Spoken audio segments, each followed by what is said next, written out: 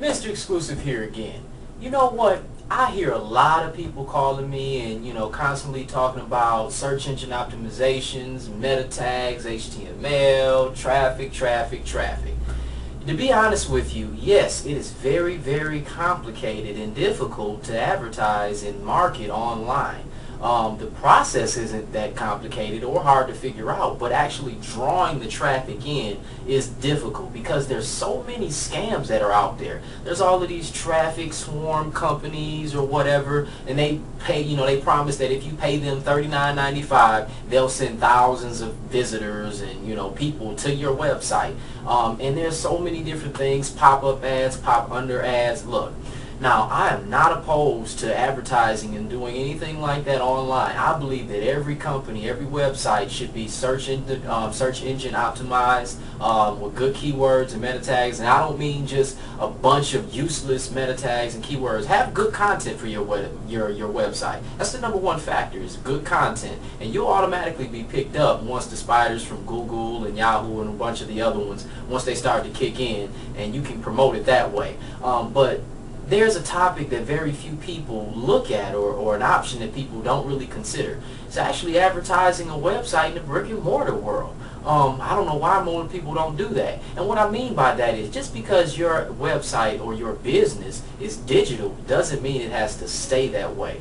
A lot of companies grew right from their own backyard, right in their own neighborhood, their own hometown. What I mean by that is, once you have a website and it's good looking and things of that nature, you don't necessarily need to spend hundreds of thousands of dollars to put more into it for traffic online. What I would suggest doing is take a more of a traditional approach and use some traditional media. What I mean by that is TV, radio, billboards, flyers, postcards, things of that nature. I mean, as soon as you get your website up and running, you have your domain name.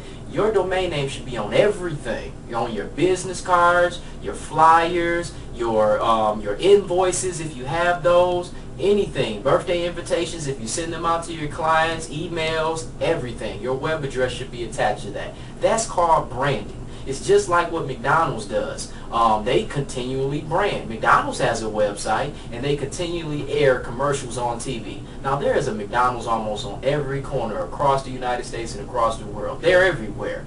Why do you think that they still spend the money that they spend to have commercials on TV or have them on the radio and have them on the internet? Because it works. I'm glad you came up with that answer. Now, there are a couple of different things that I would like to suggest that if you're going to do that. Look, the numbers are already out there. We already know that if you use direct mail and you send out 1,000, you're going to get about a 2% response rate. Use it. We already know that if you do TV advertising, what your rate of return is going to be. We already know if you put it in the phone book what it's going to be. Use the numbers that's already there. Why guess if you don't have to? Now, it's good to still be ranked with Google. Being number one or close up there is awesome. That's really great. It will give you a lot of free traffic. You don't have to come out of pocket any money to do that. And in fact, if you want more information about that, I would suggest going to 2createawebsite.com. That's the number 2, createawebsite.com. There's a young lady on there by the name of Lisa. This is an awesome website. It's one of the best ones that I've found so far, which teaches people about creating websites, marketing websites, and all of the stuff that you really thought was too technical or too boring to really understand and comprehend. She does an excellent job. In fact, she has a partnership with SiteBuild. They are an excellent company who has products and services that would be beneficial to you as well. So check them out.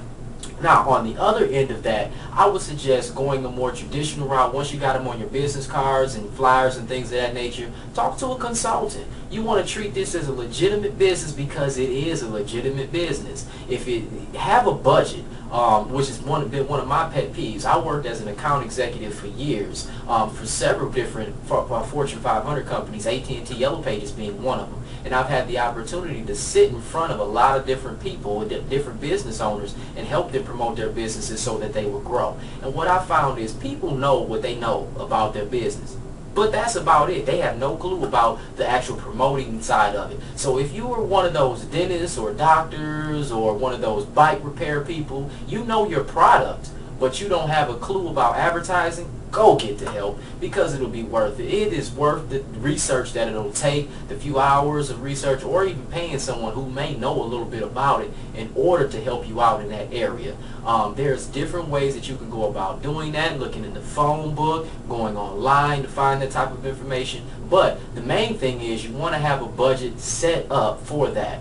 What I found is a lot of people, they will spend like $100 as their budget, and then that's it. They hope to make $1 million from spending that $100 that one time, or they may put a TV ad on the, or ad on the TV for one time and expect an explosion of business. Don't quite work that way. You really need to be consistent on a regular basis in order to build up traffic. That's the way it works. It's not like you take this lump sum of money and just poof, everything is going to happen, or you just build a website and poof, everything is going to happen. It's a consistent, it's a time basis. It takes a little bit of time, and however much money you have to put into it is how long it will take to grow, or how effective the efforts that you're putting into your business determines how fast it grows. But set a budget. If you're really serious about your company, no matter what it is, have a little budget set aside. Even if you are an expert on the internet and you want to do all of the stuff that you can on there, great. I would still suggest you maybe having $100 budget set aside to do some email or some postcard marketing.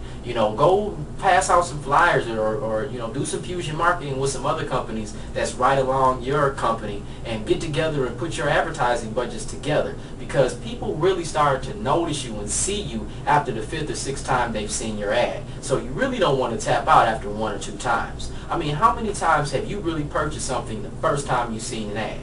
They call that impulse buying, and they do that. People do that when we go into stores. We don't typically get a postcard, and the first time we see that postcard, we buy. Some people do, but very, very few people don't. Now, on the flip side of that, once we've seen it for about 7 or 8 times, we know that this company is going to be around for a while, so we feel more that we can trust them. We feel that they're reputable, that they're going to be there for us if we need them. So we tend to spend a little bit more money with them. What I'm telling you to do is do the same thing. Have a little budget set aside, whatever it is. If it's $10, if it's $100, if it's $1,000, whatever it is, have something set aside and just have that dedicated just for promoting the website, and do that on a regular basis, and it will slowly build up, but it will build up traffic.